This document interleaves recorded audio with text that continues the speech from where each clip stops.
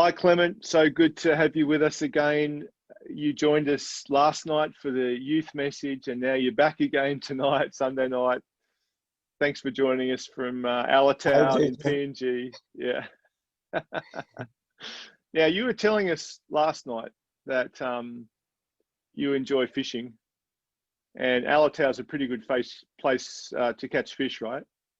Yeah, the whole of Milne Bay, the old province. Yeah, it's a it's a marine province. Have you managed to get out fishing this time since you've been there? No, but I actually went to harvest clam shells, and it was lovely. Oh, Yeah. fantastic. Now, you were telling me about a part of scripture that's about fishing that really you resonate with. Do you want to share that with us tonight?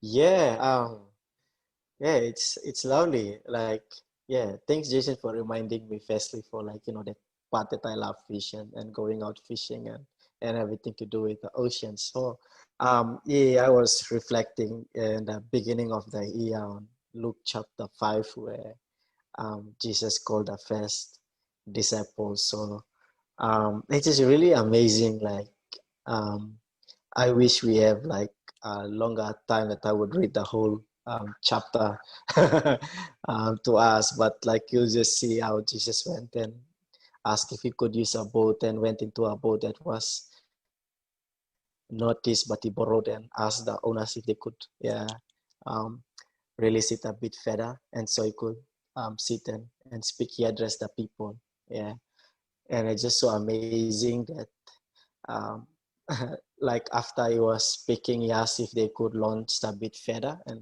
into the deep and asked to release the nets, and that amazing conversation that Peter kind of like in other words, it was like Peter was a born fisherman. Like that was his life, like his economy, his money, his like his culture, his everything. And seeing a stranger just sitting down on the boat and now directing somebody like, like it's just so amazing. Like and Peter would be like standing there like really wondering like, gee, like a stranger and yeah, well, but to cut the long story short, Peter was like, say I toiled all night, but just because you say so, I would release my nets and like the act of, I would say, responding to the words of Jesus. Yeah, and you will see that like the results at the end was just amazing. Yeah, that's great. And I can see how you resonate with that at several levels. One, I know you like fishing. You've told me about your fishing stories. And then two, this idea of responding to Jesus, which you've done in your own life. So tell us a bit more. What is it about that interaction between Jesus and Peter that you really, that really resonates with your own life?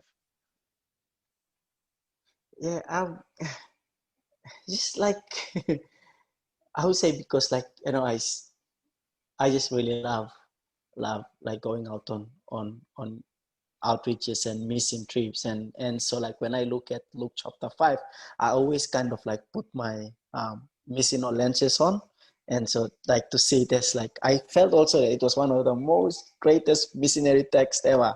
And so like what this really resonates with me was, I mean, I kind of like really and personally kind of like see it as like this, it really like blesses me, is that art of listening despite of our experiences and despite of our qualifications and like and so Peter was fishing all of his life. That was his culture, that was his like his finance, everything was to do. He was a fisherman, carved out fisherman. And but he said, master, because at your word I would release the net. And so like to develop and cultivate that attitude of listening and keep on listening despite, yeah. So tell us, you just used the word cultivate listening. How have you cultivated listening to Jesus in your life? Be great to hear some examples. Oh yeah, I would like I believe that the Lord speak to our hearts like on different things and so And so first when the Lord like, just put a thought in my heart, my mind, and so like I felt that this is what I should do. And the second mostly I would say for me is I find it in fellowship. And so like sometimes the Lord put something in my heart and I thought that, oh, how can I confirm if it's really and truly the Lord telling me that?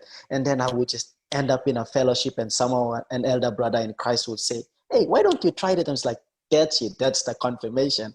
And so like I felt that, Lord speaking to us is, it may be in isolation, but the authenticity of it is found in fellowship as well.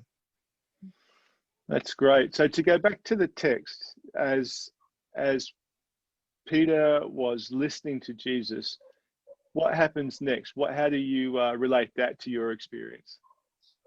Oh yeah, and so you see, it always every time when Jesus says something and Peter accompanies by actually acting, like following, and so it's like launch your net out into the deep, and so Peter actually released the net, and so like to me that idea of launching out into the deep, and so it kind of like breaks that idea, like that form of complacency and nominal, like being nominal. So to me is like I see that, look, wow, despite of how many experiences I have, and I may be seen so experienced, like the students that I have with, like that I'm part of fellowship, and say, oh wow, this person is really experienced, and it's like that. No, but despite of all of those things that I have, is like I have to keep listening to the Lord in order for me to launch deeper. And so to deeper to me could mean anything. So what is your definition of launching out into the deep? What is my definition of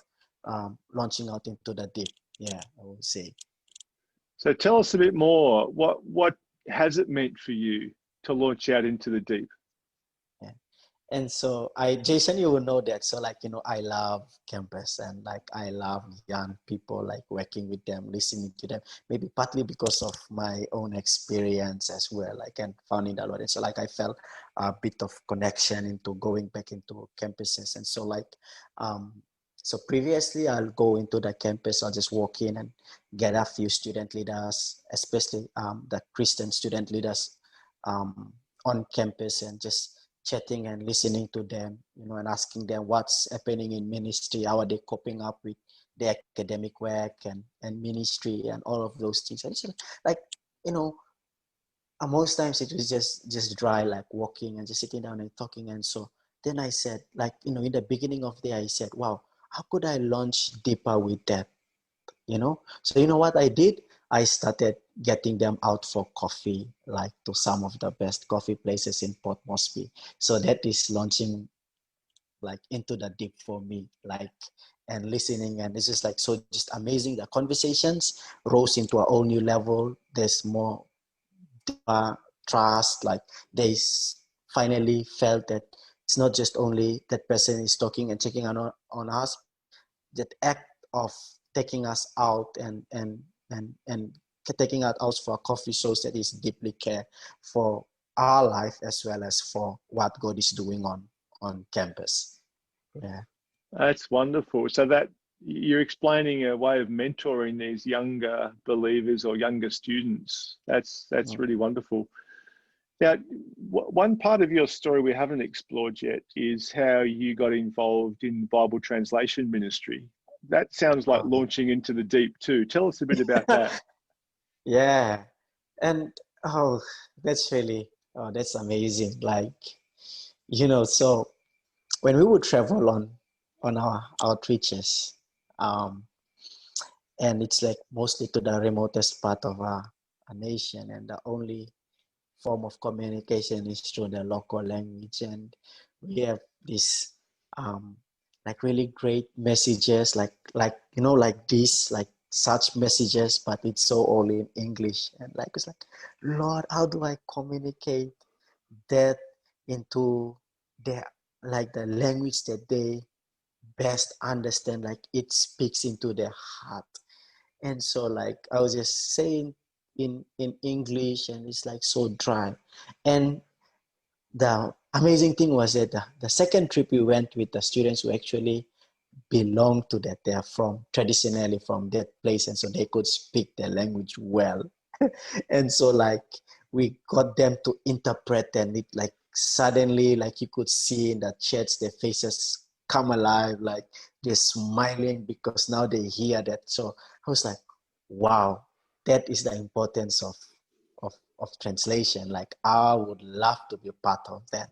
So the following year after the trip, I was and I came back and I shared my testimony with everybody, and then like some of the BTA people in BTA Bible Translation Association heard about it. It's like, oh wow, so why don't you attend our stakeholder conference and and share a little bit and hear from what we do. And so like that was the time when I got so a bit of launching up, not really into the deep, but maybe somewhere it was close. But that's when I got introduced to Jason, and when I worked with SL, I felt what I was just so into that deep, like and launching and like every day falling in love with the work and translation and praying for Bible translation. Yeah. That's great. So tell us about just a little bit about what you do now. What's your ministry with SIL? Oh yeah. And so I serve as the communications coordinator and part of the Pacific leadership team that Jason is the director, our area director. And so my role is anything to do with communications. We have a quarterly newsletter, the Pacific news that we deliver on MailChimp. And part of that as well is I leader area coordinator prayer um, praise and prayer items for our area, and so collecting prayer items and relating to people in that,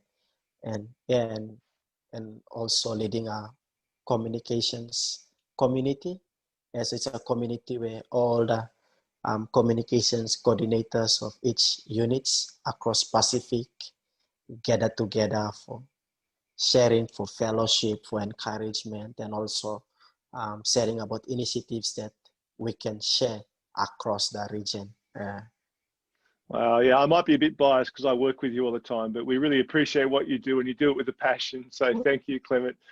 As we finish up tonight, what would you say to people who are maybe considering some kind of cross-cultural ministry? Would you have any words of wisdom of how people might take a first step, like Peter, of listening to Jesus and then making a response, launching into the deep? What would you say?